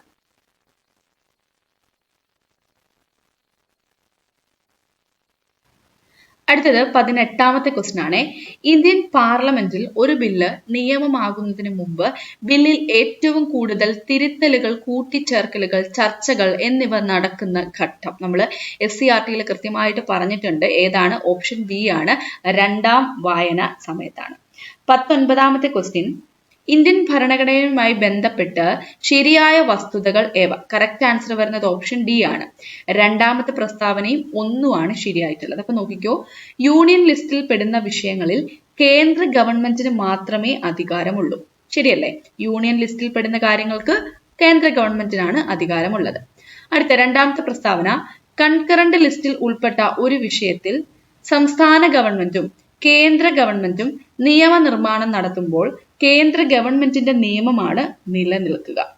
ഓക്കെ അല്ലേ? അതായത് കൺകറന്റ് ലിസ്റ്റിൽ ഉൾപ്പെട്ട ഒരു വിഷയത്തിൽ സംസ്ഥാന ഗവൺമെന്റും കേന്ദ്ര ഗവൺമെന്റും നിയമനിർമ്മാണം നടത്തുമ്പോൾ കേന്ദ്ര ഗവൺമെന്റിന്റെ നിയമമാണ് നിലനിൽക്കുന്നത്. അതും എന്താണ്? ശരിയായിട്ടുള്ള പ്രസ്താവനയാണ്. ഇനി ഇവിടെ കൊടുത്തിട്ടുള്ളതിൽ തെറ്റായിട്ടുള്ള പ്രസ്താവനകൾ കൂടി നോക്കിയേക്കാം. തെറ്റായിട്ടുള്ളത്: യൂണിയൻ ലിസ്റ്റ്, കൺകറന്റ് ലിസ്റ്റ്, സംസ്ഥാന ലിസ്റ്റ് എന്നിവയിൽ ഉൾപ്പെടാത്ത ഒരു പുതിയ വിഷയം ഉണ്ടായാൽ അതിൽ നിയമനിർമ്മാണം നടത്താൻ സംസ്ഥാന ഗവൺമെന്റുകൾക്ക് അധികാരം ഉണ്ടാവുമോ? ഇല്ല. അതേപോലെ പോലീസ് യൂണിയൻ ലിസ്റ്റിൽ പെടുന്നു. യൂണിയൻ ലിസ്റ്റിലാണോ പോലീസ് പെടുന്നത്? അല്ല. നമ്മൾ പഠിച്ചിട്ടുണ്ട് സ്റ്റേറ്റ് ലിസ്റ്റിലാണ് പെടുന്നത്. സോ കറക്റ്റ് ആൻസർ വരുന്നത് ഓപ്ഷൻ ഡി ആണ്.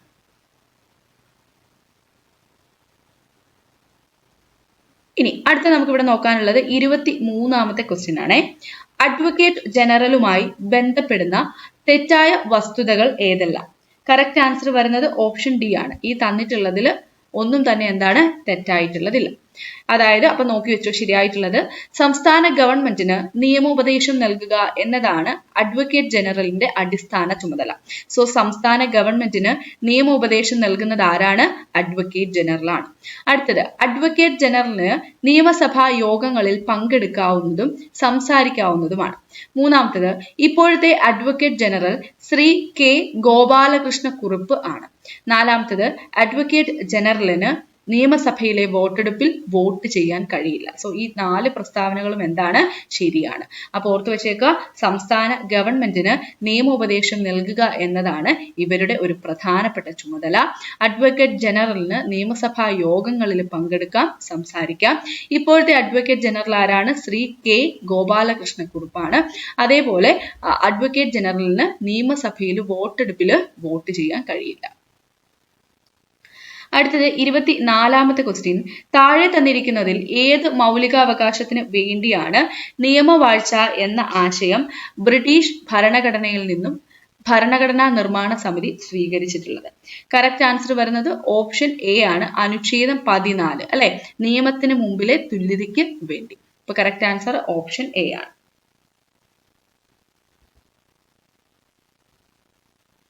അടുത്ത ക്വസ്റ്റ്യൻ 12ാമത്തതാണ്. 6 മുതൽ 14 വയസ്സ് വരെയുള്ള എല്ലാ കുട്ടികൾക്കും സൗജന്യവും നിർബന്ധിതവുമായ വിദ്യാഭ്യാസം മൗലികാവകാശമായത് ഏത് ഭരണഘടനാ ഭേദഗതിയിലൂടെയാണ്? കണ്ടോ, കുറച്ച് മുമ്പുള്ള ഒരു ക്വസ്റ്റ്യനിൽ നമ്മൾ ഇത് കണ്ടിരുന്നു അല്ലെ. ഏതാണ്? 86ാമത്തെ ഭേദഗതിയാണ്. ഇത് നടന്നത് എന്നാണ്? 2002ലാണ്. 86ാമത്തെ ഭേദഗതിയാണ് നടന്നത് 2002ലാണ്. 13ാമത്തെ ക്വസ്റ്റ്യൻ. ഇന്ത്യൻ ഭരണഘടനയുടെ ഏത് ഭാഗത്തിലാണ് മൗലിക കടമകളെ കുറിച്ച് പ്രതിപാദിക്കുന്നത്? ഓപ്ഷൻ സി ആണ് കറക്റ്റ് ആൻസർ, ഭാഗം 4A. 14ാമത്തെ ക്വസ്റ്റ്യൻ. ഇന്ത്യൻ ഭരണഘടന ഉറപ്പു നൽകുന്ന മൗലിക അവകാശങ്ങളിൽ ഉൾപ്പെടാത്തത്? എത്ര തവണ ഇപ്പൊ ഈ ക്വസ്റ്റ്യൻ ഒന്ന് റിപ്പീറ്റ് ചെയ്ത് നോക്കിക്കേ. കറക്റ്റ് ആൻസർ ഏതാണ്? ഓപ്ഷൻ എ ആണ്, സ്വത്തവകാശം ഉൾപ്പെടുന്നില്ല. ബാക്കി വരുന്നത് ഉൾപ്പെടുന്നത് ഏതൊക്കെയാണ്? സാംസ്കാരികവും വിദ്യാഭ്യാസപരവുമായിട്ടുള്ള അവകാശം, സമത്വത്തിനുള്ള അവകാശം, സ്വാതന്ത്ര്യത്തിനുള്ള അവകാശം. അടുത്തത്, താഴെ കൊടുത്തിരിക്കുന്നവയിൽ എഴുതപ്പെടാത്ത ഭരണഘടനയുള്ള ഏത് രാജ്യത്തിനാണ്? ഈ തന്നിട്ടുള്ളതിൽ എഴുതപ്പെടാത്ത ഭരണഘടനയുള്ള രാജ്യം ഏതാണ്?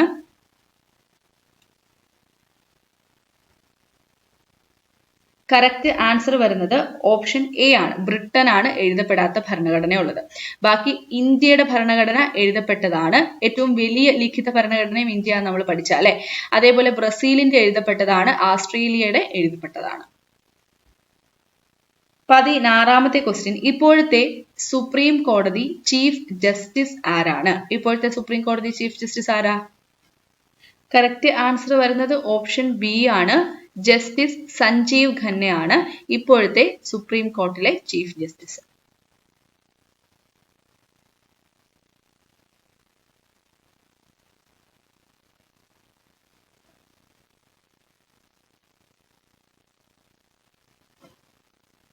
അടുത്ത ക്വസ്റ്റ്യൻ.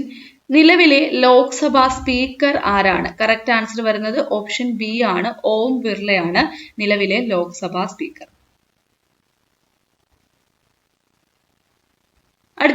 അടുത്ത ക്വസ്റ്റ്യൻ പേപ്പറിലെ 7ാമത്തെ ക്വസ്റ്റ്യനിലേക്ക് വരാവേ.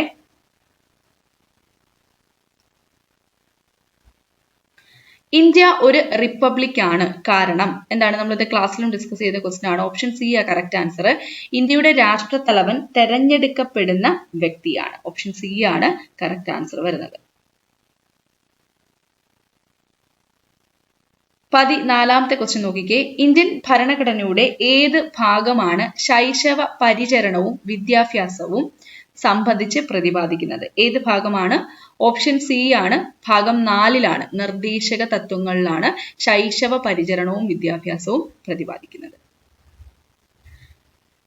അടുത്ത ക്വസ്റ്റ്യൻ. ഇന്ത്യയുടെ റിപ്പബ്ലിക് ദിന പരേഡ് നടക്കുന്ന രാഷ്ട്രപതി ഭവൻ മുതൽ ഇന്ത്യ ഗേറ്റ് വരെയുള്ള പാതയ്ക്ക് അടുത്തിടെ നൽകിയ പുതിയ പേര് നമ്മൾ ക്ലാസ്സിൽ ഡിസ്കസ് ചെയ്തിരുന്നു. ഓപ്ഷൻ സി ആണ് കറക്റ്റ് ആൻസർ, കർത്തവ്യ പഥാണ്. 25ാമത്തെ ക്വസ്റ്റ്യൻ. ഇന്ത്യൻ പ്രധാനമന്ത്രിയുടെ അധികാരങ്ങളുമായി ബന്ധപ്പെട്ട് താഴെ പറയുന്ന പ്രസ്താവനകൾ വായിച്ച് ഉത്തരം എഴുതുക. കറക്റ്റ് ആൻസർ വരുന്നത് ഓപ്ഷൻ ബി ആണ്, അതായത് പ്രസ്താവന 3 മാത്രം തെറ്റാണ്. നോക്കിക്കേ, 3 മാത്രം തെറ്റാണെന്ന് പറയുമ്പോൾ ഇവിടെ ക്വസ്റ്റ്യൻ ഒരു പ്രത്യേകതയുണ്ട്, നമ്മൾ ക്ലാസ്സിൽ ഡിസ്കസ് ചെയ്തിരുന്നു. ബാക്കിയുള്ളത് ശരിയാണ് എന്നുള്ള ഒരു ഓപ്ഷൻ ഇതിൽ ഇല്ല കേട്ടോ. അപ്പൊ നമ്മൾ വായിച്ചു നോക്കിയിട്ട് ആ ഒരു ഓപ്ഷനിൽ നിന്ന് വേണം ആൻസറിലേക്ക് എത്താൻ. അതായത് ഇവിടെ നോക്കും, 3ാമത്തെ പ്രസ്താവന ഭൂരിപക്ഷ പിന്തുണയുള്ള ഒരു ലോക്സഭാ അംഗത്തിന് മാത്രമേ പ്രധാനമന്ത്രി അധികാരത്തിൽ തുടരാൻ കഴിയൂ എന്നുള്ള പ്രസ്താവന തെറ്റാണ് അല്ലെ.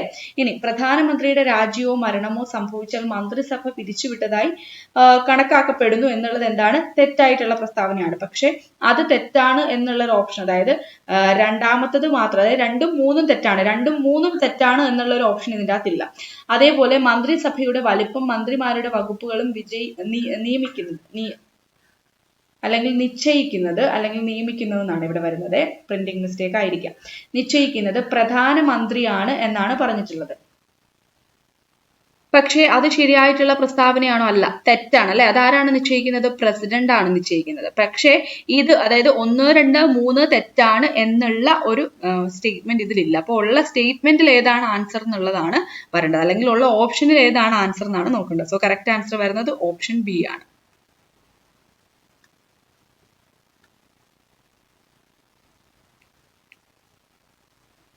അടുത്ത ക്വസ്റ്റ്യൻ 27ാമത്തെ ക്വസ്റ്റ്യൻ ആണ്. തന്നിട്ടുള്ള പ്രസ്താവനകളിൽ കൺട്രോളർ ആൻഡ് ഓഡിറ്റർ ജനറലുമായി ബന്ധപ്പെട്ട തെറ്റായ പ്രസ്താവന തിരിച്ചറിയുക. കറക്റ്റ് ആൻസർ വരുന്നത് ഓപ്ഷൻ എ ആണ്. 3ാമത്തെ പ്രസ്താവന തെറ്റാണ്. നോക്കിക്കേ, പാർലമെന്റിൽ കേവല ഭൂരിപക്ഷത്തോടെ പ്രമേയം പാസാക്കി ഇദ്ദേഹത്തെ ചുമതലയിൽ നിന്ന് നീക്കം ചെയ്യാൻ കഴിയും എന്നുള്ളത് തെറ്റായിട്ടുള്ള പ്രസ്താവനയാണ്. ഇനി ശരിയായിട്ടുള്ള പ്രസ്താവനകൾ പഠിച്ചു വെച്ചോ.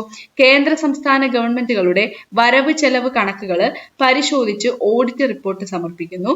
പിന്നെയോ, സംസ്ഥാന ഗവൺമെന്റുകളുടെ ഓഡിറ്റ് റിപ്പോർട്ട് സമർപ്പിക്കുന്നത് അതാത് സംസ്ഥാന ഗവർണർമാർക്കാണ്. അപ്പൊ ഇത് രണ്ടുമാണ് ശരിയായിട്ടുള്ള പ്രസ്താവനകൾ. അടുത്ത 29ാമത്തെ ക്വസ്റ്റ്യൻ.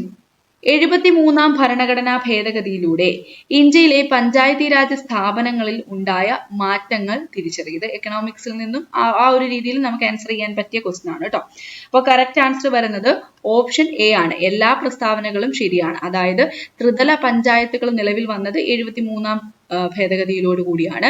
1/3 കുറയാത്ത സീറ്റുകൾ സ്ത്രീകൾക്കായി സംവരണം ചെയ്യാൻ ശുപാർശ ചെയ്തത് 73ാം ഭരണഘടനാ ഭേദഗതിയാണ്. 29 വിഷയങ്ങൾ ഉൾപ്പെടുത്തി 11ാം പട്ടിക ഭരണഘടനയുടെ ഭാഗമായതും ഈ ഒരു 73ാം ഭേദഗതിയിലൂടെയാണ്. അപ്പോൾ ഓർത്തു വെച്ചേക്കുക. താഴെ തന്നിട്ടുള്ള വകുപ്പുകളിൽ കൺകറന്റ് ലിസ്റ്റിൽ ഉൾപ്പെടാത്ത വിഷയം ഏതാണ്? ഓപ്ഷൻ സി ആണ് കറക്റ്റ് ആൻസർ.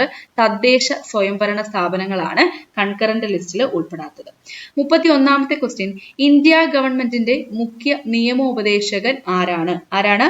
ഓപ്ഷൻ ഡി ആണ്. അറ്റോർണി ജനറൽ ആണ്. നമ്മൾ ഇതുമായിട്ട് റിലേറ്റ് ചെയ്തൊരു ക്വസ്റ്റ്യൻ കണ്ടിരുന്നു അല്ലെ.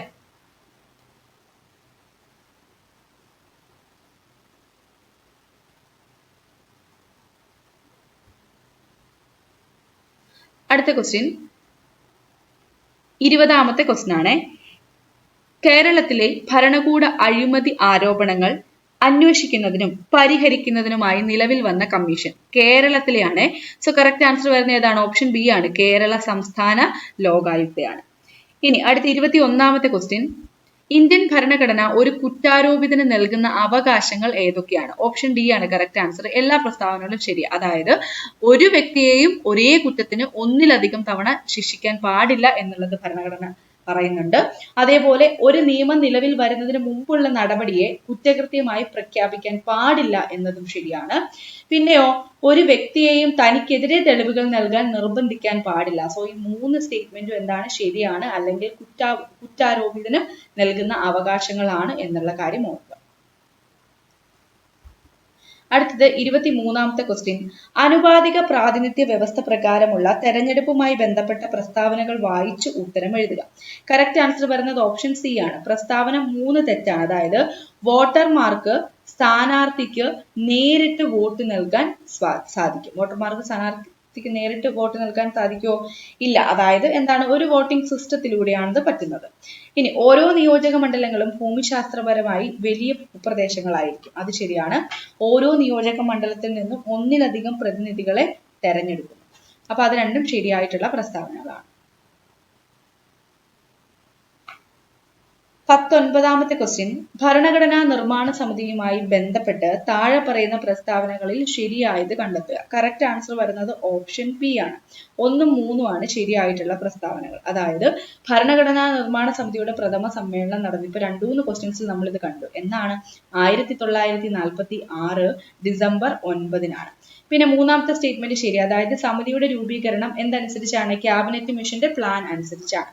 2ാമത്തെ പ്രസ്താവന തെറ്റ. സമിതിയുടെ മുഴുവൻ അംഗങ്ങളും രാജ്യത്തിന്റെ വിവിധ പ്രവിശ്യകളിലെ നിയമസഭാ അംഗങ്ങൾ നേരിട്ട് തെരഞ്ഞെടുത്തവരാണ് എന്നുള്ള പ്രസ്താവന തെറ്റായിട്ടുള്ള പ്രസ്താവനയാണ്. അടുത്ത ക്വസ്റ്റ്യൻ ഈ ലേറ്റസ്റ്റ് ആയിട്ട് നടന്ന UPSC എക്സാമിൽ ചോദിച്ചതാണ്. 13ാമത്തെ ക്വസ്റ്റ്യൻ. ഇന്ത്യൻ ഭരണഘടനയുടെ ആമുഖത്തെ ഇന്ത്യയുടെ രാഷ്ട്രീയ ജാതകം എന്ന് വിശേഷിപ്പിച്ച വ്യക്തി ആരാണ്? ഓപ്ഷൻ എ ആണ് കറക്റ്റ് ആൻസർ. KM മുൻഷിയാണ്. 14ാമത്തെ ക്വസ്റ്റ്യൻ 102ാമത്തെ ഭരണഘടനാ ഭേദഗതിയിലൂടെ കൂട്ടിച്ചേർക്കപ്പെട്ട പുതിയ അനുച്ഛേദം 338B ആണ്.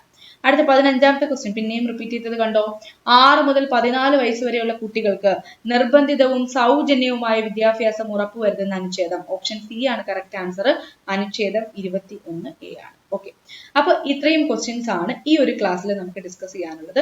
2024 PSC നടത്തിയ എല്ലാ ലെവലും, അതായത് 10th ലെവൽ എക്സാമുകൾ, അതേപോലെ +2 ലെവൽ എക്സാമുകൾ, ഡിഗ്രി ലെവൽ പ്രിലിംസ് ഇത്രയും ക്വസ്റ്റ്യൻ പേപ്പറിൽ നിന്നുള്ള ക്വസ്റ്റ്യൻസ് ആണ് കേട്ടോ നമ്മൾ ഇന്നത്തെ ക്ലാസ്സിൽ ഡിസ്കസ് ചെയ്തത്. അപ്പൊ നിങ്ങൾക്ക് മനസ്സിലായി കാണും ക്വസ്റ്റ്യൻ റിപ്പീറ്റ് ചെയ്യുന്ന ആ ഒരു രീതി. അപ്പൊ ആ ഭാഗങ്ങൾക്ക് കൂടുതൽ ഇമ്പോർട്ടൻസ് കൊടുത്ത് പഠിക്കുക. അതിനോടൊപ്പം തന്നെ നമുക്ക് ഇത് കാണുമ്പോൾ തന്നെ അറിയാം, നമ്മുടെ SCRT പഠിച്ചാൽ തന്നെ പകുതിയിൽ കൂടുതൽ ആൻസർ ചെയ്യാൻ പറ്റും. പിന്നെ SCRT ഇല്ലാത്തത് റാങ്ക് ഫയൽ നോക്കിക്കൂടി പഠിച്ചാൽ മതിയാവും. ഓക്കെ, അപ്പൊ ഇന്നത്തെ ക്ലാസ് വൈൻഡപ്പ് ചെയ്യുവാണ്. നമുക്ക് അടുത്ത ക്ലാസ്സിൽ കാണാം. താങ്ക്